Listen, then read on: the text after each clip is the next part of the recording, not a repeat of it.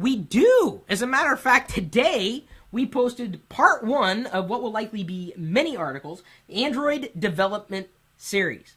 This one's going to be about proper design constructs.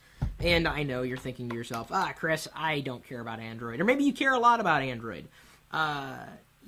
Software development is the future. And the future's here. I mean, if software was where it is today, when I was a kid, instead of my dad wanting to be a doctor or a lawyer or such, I didn't grow up to be a cowboy.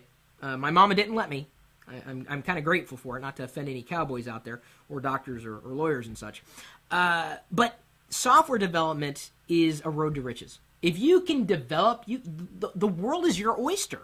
You can think of an idea and then make it happen. Or, better yet, you don't even have to think of the idea. If you can make it happen, people who think of ideas will turn to you. So let this just be an introduction to set you on the right path. Design is so important when it comes to software. And there's been poorly designed software that succeeded, largely, though, because there was a lack of similar software that could help the user accomplish certain tasks. This is why the software that you might see in institutions, number one, is so expensive. Number two, is difficult to use. It's not as easy as we've kind of grown accustomed to with software that we might download to our smartphone, to our computer. Intuitiveness is certainly a part of software, and part of that is having an intelligent design construct. Not to say God had a hand in it, you would have a hand in it.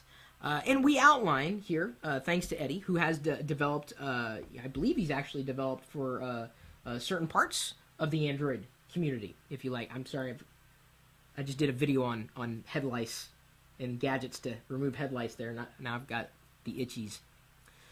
So, there are a few must-haves, he notices, that you've got to have in your Android application, the action bar being one, fragments, and also tablet configurations. And I think more than anything, those who have Android tablets would appreciate that. Just think of your audience, right? And having a design that allows you to allow the user to do what it is that you want them to do, you're good to go. What more do you need? It may not be the most beautiful thing that's ever been produced, but as long as you have elements in place that allow that user to do what it is they need to do, then you've written perfect software. And I guess perfect is relative. And as long as there's not a lot of competition for the type of software that you're developing, specifically for the Android platform as a part of this development series, you may have a pretty good go of it. Any other Android developers out there? Let's speak up.